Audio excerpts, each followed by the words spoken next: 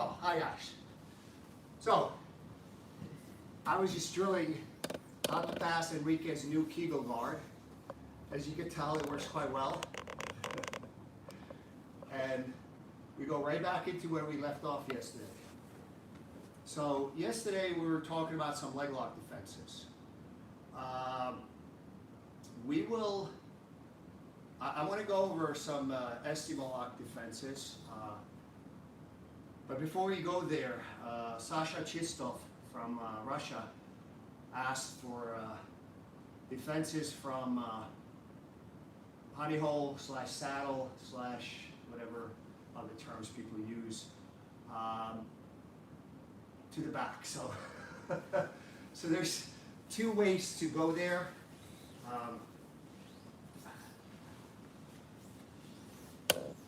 So first, if I'm defending, if I'm caught deep, I want to make sure my toes are turned outside. I'm going to post on his leg, and I'm going to try to free my knee.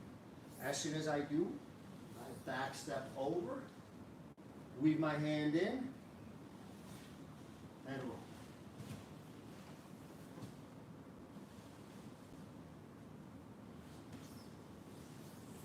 By the way, this is Enrique's favorite. He hits me with this all the time. I manage to escape most of the time, but say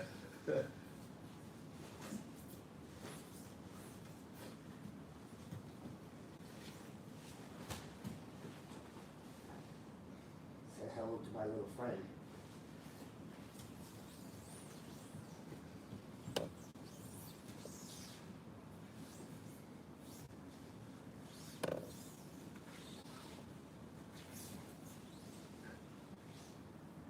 So guys, one of the big things is I want to make sure that I get my knee out, but also that I sit on his hips.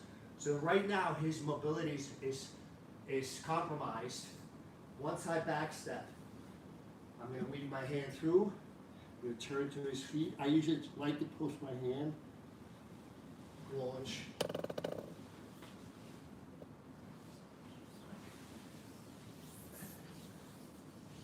Enrique hits it from half guard. I usually hit this roll from as a defense to X guard. So I use this roll differently from him. I'm usually standing. It's actually a higher risk, and I'd discourage you, unless you really know how to roll on your shoulders rather than on your head. I really discourage you from using it from as an X guard defense. But should I do it once? All right, guys, don't attempt this unless you're under authorized supervision, and I'm not sure what other possible sort of disclaimers I can make. So this is the way I use it. So if I get caught in an X guard, I know the next thing is I'm going to get stretched. So first thing, if I can clear this, I'm going to clear it, but on a good guy, it's hard. So I'll post my hand. I'm going to weave, and then I'm just going to turn to his feet, and I'm rolling.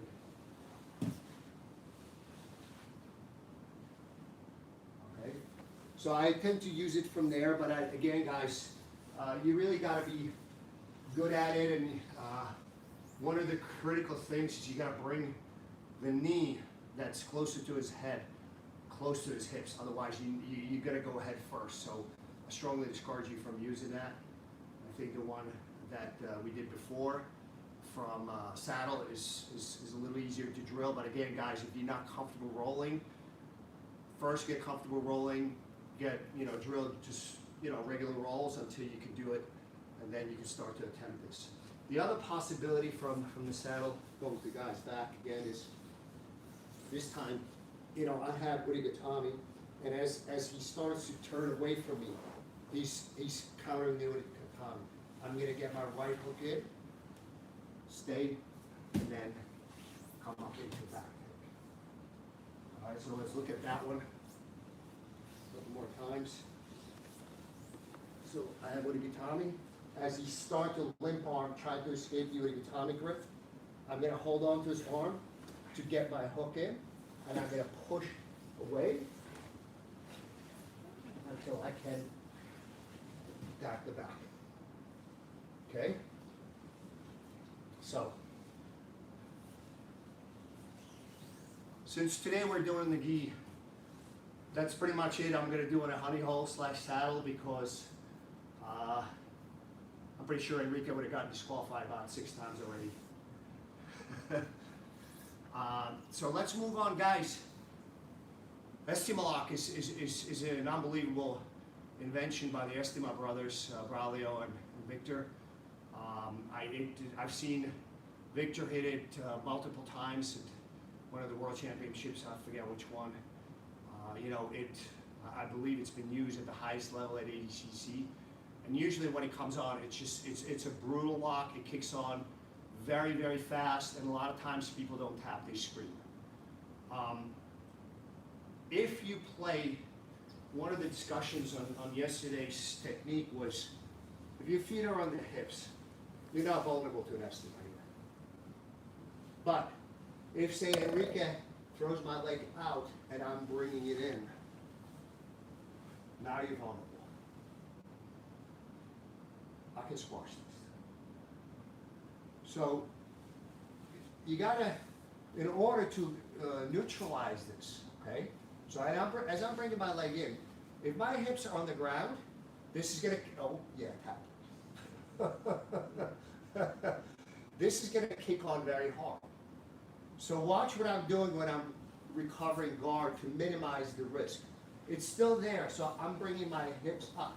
So go ahead, apply the pressure. Apply, apply, come on, apply. I know you're good at it. I know you've hit it live in tournaments. Maybe not as good as Estima brothers, but you're good at it.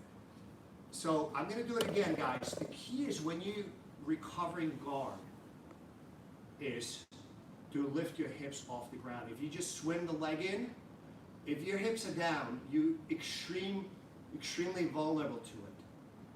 If your hips come off the ground, guys, chime in if you're familiar with a sidekick. Who's familiar with a sidekick? Don't make me demonstrate that on Enrique, please. Because I will. No. Yes, I'm going to do it nice.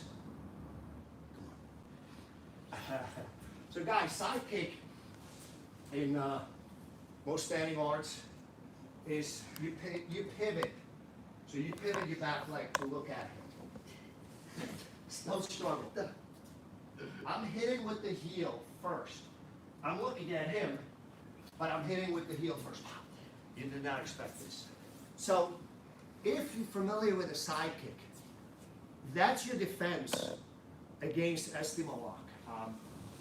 But guys, understand, if you're late, you're late. Okay?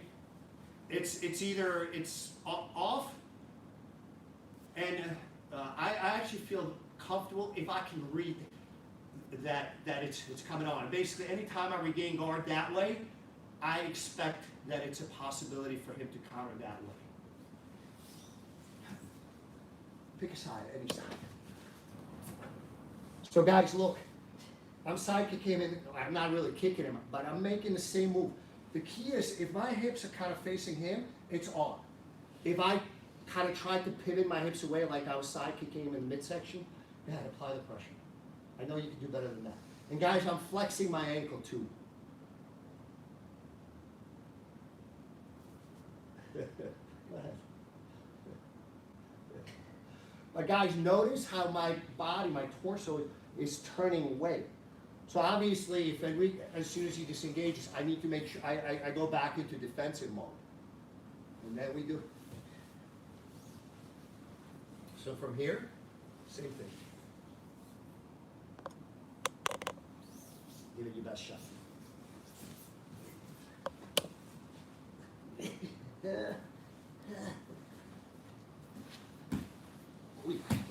Say hello to my little friend. What are you tapping on? Just general pain? I had no submission. So, Estima lock, guys, it's a really nice, interesting submission. You have to be constantly aware of it, especially if you got somebody that's throwing your legs from side to side. like a bullfighter pass in particular, or you know, sometimes, say if I'm in half guard and he starts to get too far ahead, yeah, it's on. Immediately I'm turning my back. Hips off the ground, turn the back. All right? Understand you may not have a lot of time to put this into practice. So this is something you want to practice with a trusted training partner that usually, you know, doesn't slap it on, you know, to get a quick tap, but more like a controlled tap. Okay? All right, guys. So unless there's questions, let's move on. Give me some scenarios, hopefully gi legal scenarios for leg lock escapes. Yes. On YouTube, Legacy Channel said, just like to thank all of you for doing this for us at home. A special thank you to Enrique and Mike for being there every day. We're going to miss you when this is all over. Thank you. People appreciate your sacrifice. But next time you tap. With more authority. All right. What do we got? So do we have any questions, any specific scenarios for leg lock defenses? So today it's going to be part 2, and then tomorrow we're going to go for a different topic. Okay, you can choose. Adolfo Ferrando asked, can you show a white belt legal straight ankle lock escape? Oh, okay.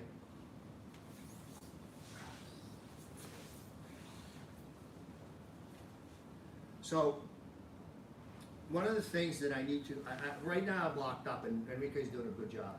So first thing I want to do is make sure I flex my ankle.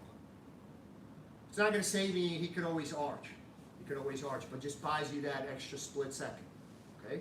So my right ankle is flexed. I'm trying to bring him in. What I'm looking to do is clear his foot off my hips. I don't use my right hand if I'm on my right side because I need to post. What I'm looking to do now is, this is sort of very common, very normal, is to hop over. I can hop over, but I'm more interested in getting my leg inside. No, you're not, nobody's gonna open it like that. So as I'm hopping over, even if you sit on this, this is fine. Guys, this is the first thing you gotta do. Whether I hop all the way through, whether I hop partially, whether I wind up sitting on it, I'm looking to create an opening and go under his foot. Now I'm safe. So now my left ankle is flexed. Okay, so he cannot retract his leg. So if I'm just kind of hanging out here, he can retract his leg and reload. So I want to make sure I swim in, I'm lifting, and I'm flexed. Once I'm here, guys, especially with the gi, I'm going to grab him, and now I'm going to hip heist. This actually becomes quite bad. So my foot is caught under his torso. It hurts him, but at this point, you know, I have a lot of possible submissions. Let him out. It doesn't matter. So now you mount it. So let's look at it again.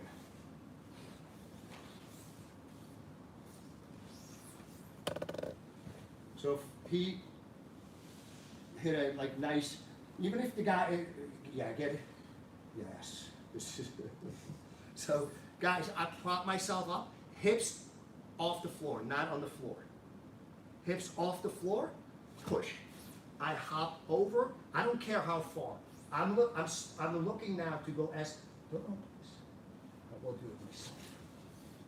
Once I'm here, guys, nobody. I will try to grab his head. It doesn't matter. I'm just gonna heist. All right. So my left leg stays where it is. As I'm heisting through, I'm driving my left knee, and I'm going forward. Right now, my heel is caught under his back. That's where Enrique is not going down.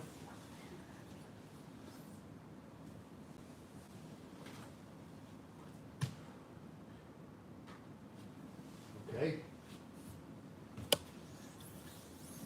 I know all you guys know that once I escape danger, I'm going after you. Let's do it from the other side.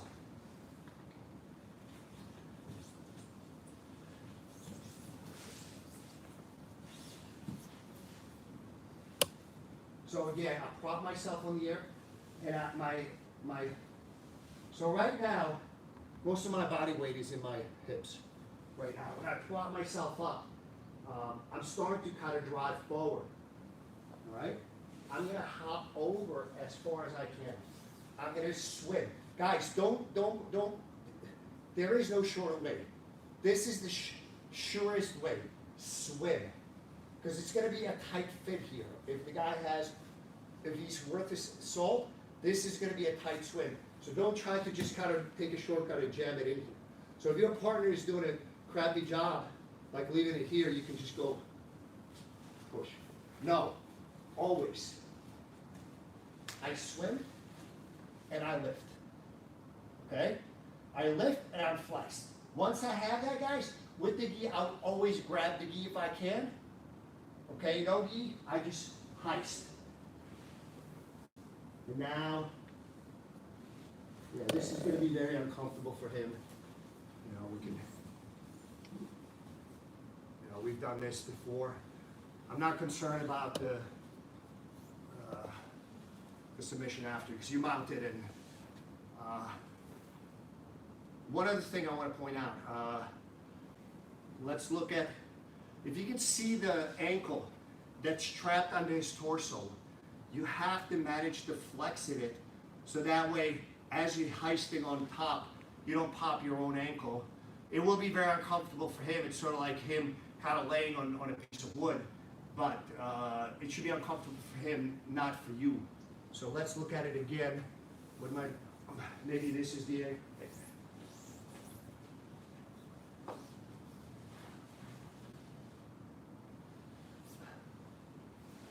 Yeah, Enrique's trying to regain that. But notice that my ankle is not like this. My toes are not on the ground. It's flexed out. I know there's a technical term for it, but it's flexed out just in case. It doesn't matter which way we turn. It should be okay. Right? Guys, notice that I never got off him, because I never sat on him, so it was right there. So my torso, my body was off him. So I remember, I forget which episode we said, if you mounted, you're sitting on him, stay sitting on him. All right? So do we have any other questions on that? Yes, we have a few on YouTube. Jared Maglia asked, what if he's pushing on your hamstring with the bottom leg? Okay. I believe this is the bottom leg.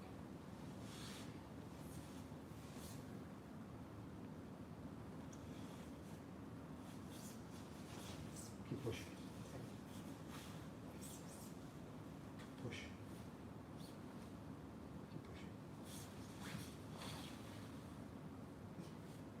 Guys, this is very important, this, because right now, if I don't control this, Enrique's going to go inverted, so watch what happens. So I've cleared my leg, and now it becomes particularly brutal, okay?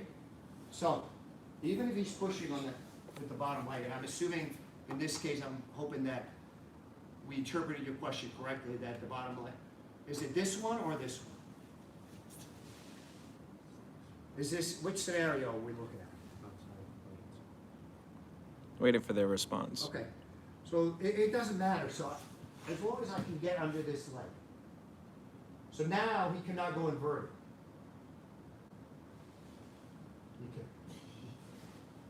He cannot go inverted. Can you try?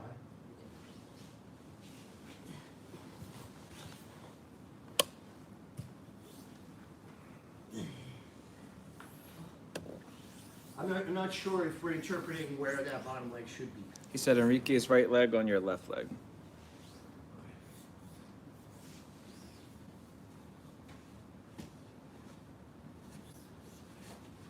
I can beat that.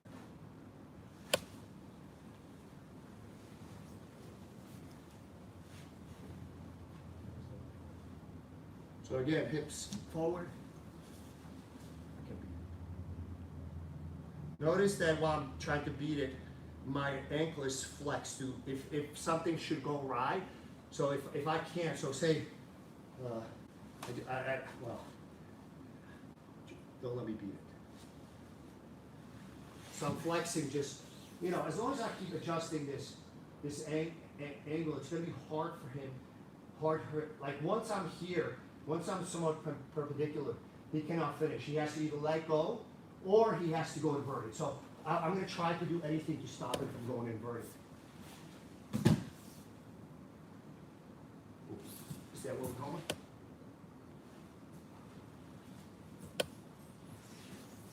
Does that make sense? So the point is, he has two legs controlling my leg. I don't remove one of them altogether. I try to remove them altogether. Now I only have to deal with one. And that may be for a brief second, but for a brief second, the power of the Garami is that, or X guards, is that you have two legs. I know they call it single legs, but still. It's basically you have two legs controlling one leg. Once I remove one of the legs, that's my cue to move and try to mitigate first the submission and then, improve my position. A lot of people also do, unless you're like literally a leg lock expert, a lot of people make the mistake that as the opponent takes the initial leg lock attack away from them, they either stay with it even though it's been taken away, or try to just look for something to grab onto despite the fact they don't have a good level of control at that point. And a lot of times they either get caught themselves with a leg lock or the guy just winds up mounting them. So again, unless you focus on being a leg lock expert, when I tell that to my students, if you're attacking the leg lock and he takes it away from you, that's your chance to get on top. Okay? If I'm defending the leg lock and I take it away from him, again, that's my chance. Either guy, when the initial leg lock is squashed, usually you have the opportunity to get on top. And me personally and most of my students will do that as well. And also on YouTube, Unku Muhammad Nawi says, "Hi, Professor, how about when he goes belly down with outside Ashi?"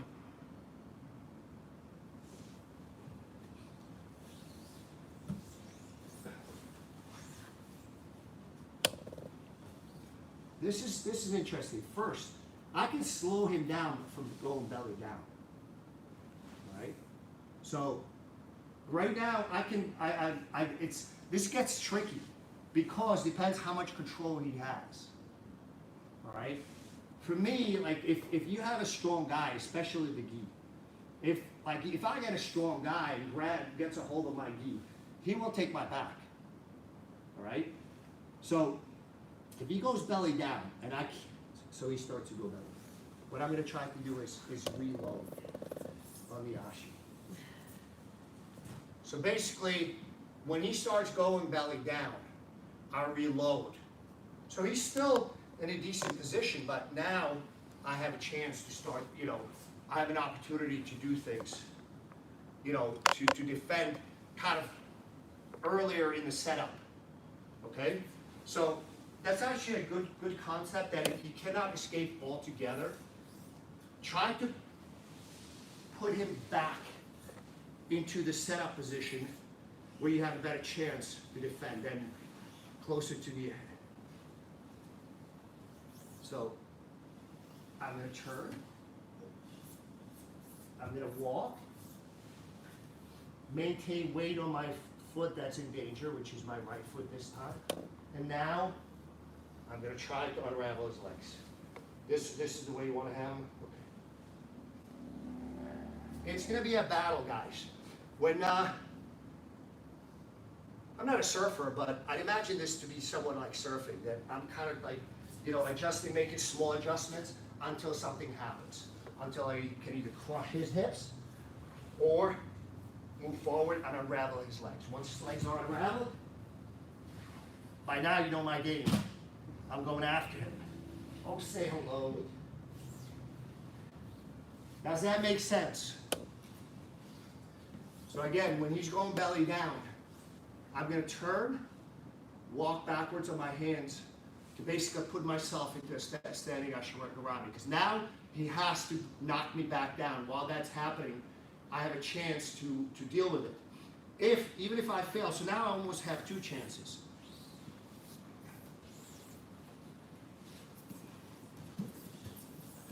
So even if he does knock me down, at least I have a chance to maybe get my knee out in that initial impact. Okay? So I almost have 2 chances to be able to deal with it. Okay? So if you put him back into the setup, he may have a good Ashi Garami, but now I can possibly take it away from him, number 1. And number 2 is if I can't, I'm looking to pull that knee out as I'm going down. Okay?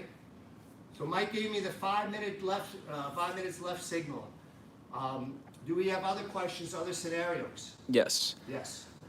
Christopher Hasty says, thank you for these instructionals, world-class instruction during this difficult time. You are so appreciated. Thank you. And Shaka Zulu asked, what's your counter to the knee bar used on your knee on belly for the knee bar that you do off of knee on belly? And a lots of peer asked the same thing. Yeah. Again, guys, with knee bars, it's a function of how late you get caught into a knee bar, you know. Again, so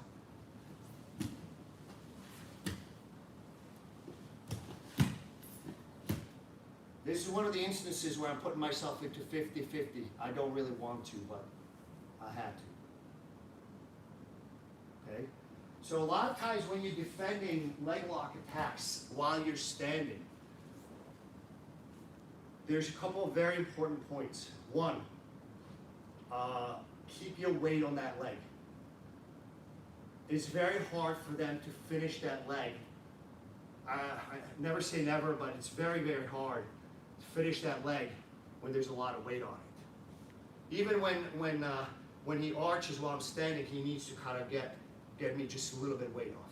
Second thing is try to make a lot of small steps rather than 1 or 2 big ones.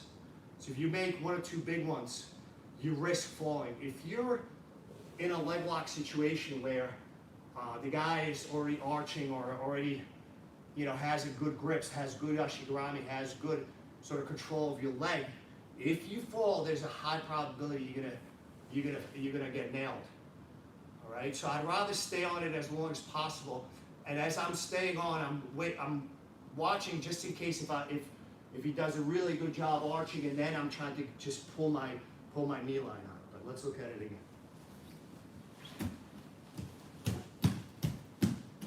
See how many little steps did I make? Did anybody count? Now I will deal with the 50-50. And we can do it again? Maybe not. Okay? So that's one of the instances I will put myself into 50-50 because I had no other choice. Vincent MMA Life asks, Coach, when you're escaping the saddle position, what do you do if someone has your heel exposed already so that you need to roll the other way to avoid being submitted? Tommy. It's the only chance. We went over that yesterday, I think, yeah. You know, that's basically, you know, a no-gi kind of submission, so, you know, I'd refer you to yesterday's episode. So I usually do it at a Tommy grip, and at that point, it usually becomes, at the very least, becomes a stalemate. And Dave Jocelyn says, thanks for the instructional videos, very informative and good timing. Can you show a few combination of submissions? Like if I fail one submission, what can I go for next? Like the armbar omoplata. From which? I guess just any.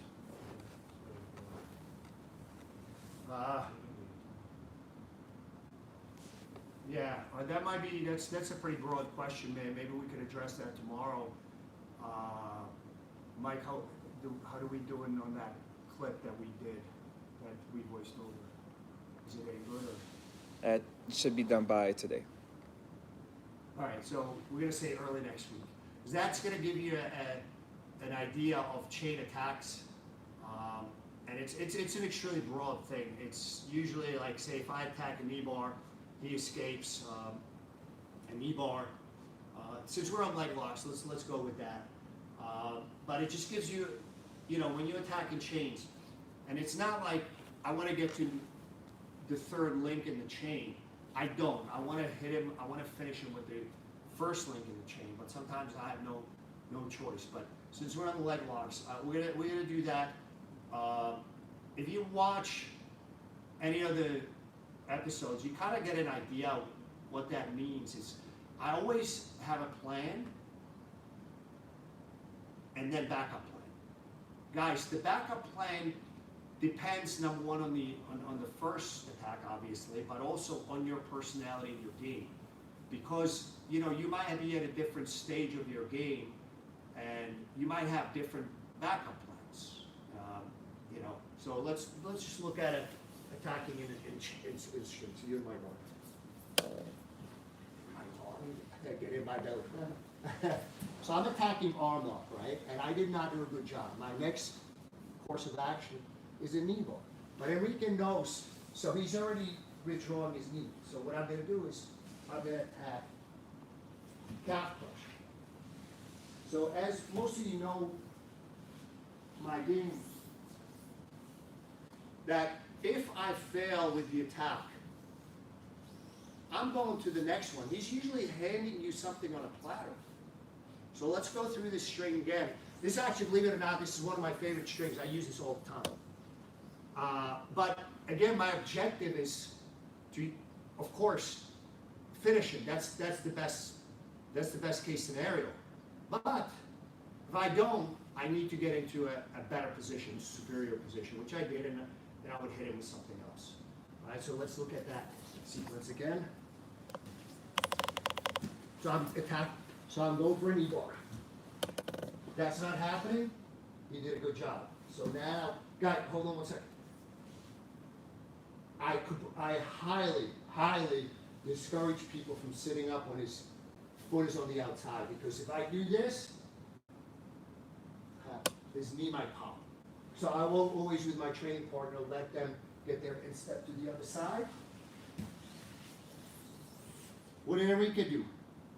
He knows he has to defend the leg lock. But I also know my leg locks fail. So now I'm trying to attack.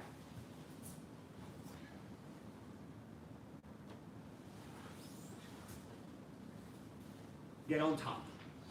So as my leg locks are failing, I'm going after him to wind up in a superior position on top. Okay? So that's the basic idea. It doesn't take a lot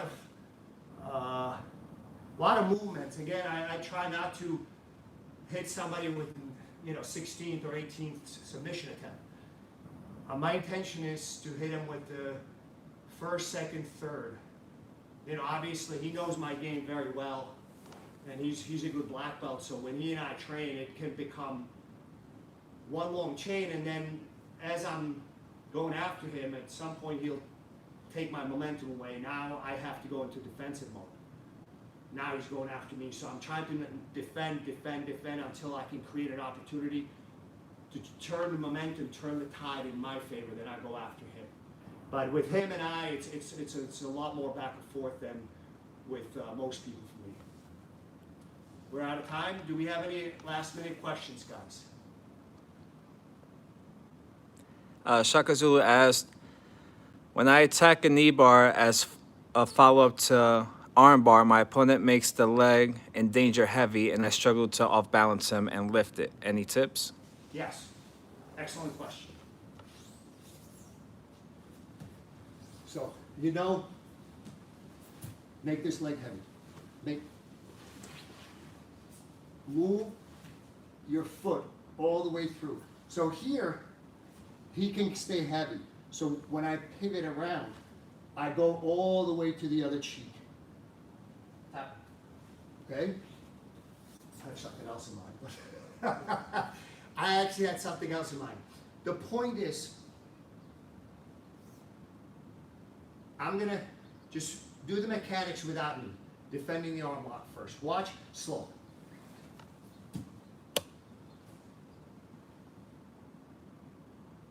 All right. You see the mechanics of Enrique defending his right arm under attack. What happens? He twists his body somewhat to get his arm out. When you twist your body, it's not like he transitions 90% of his weight to this leg. but there's a slight imbalance. More of the weight goes on his right leg, and that's why it's better to attack his left leg, because now as he's twisting, that leg becomes slightly lighter for a split second. And that's, so there's two answers for you, okay? One is try to make sure you time the switch into a knee bar just as he's taking it away from you. Have that in your mind, but do it at a better timing when just when his leg is lighter. The second way, so even if you're late, because I was doing it slow and I had something else in mind, make sure that even if you're late, make sure that the foot that comes around doesn't stop at the first cheek, goes all the way to the other cheek, because that's going to exaggerate his turn and again make the foot lighter. So we're going to look at it one more time. It's one of my favorite combinations, actually.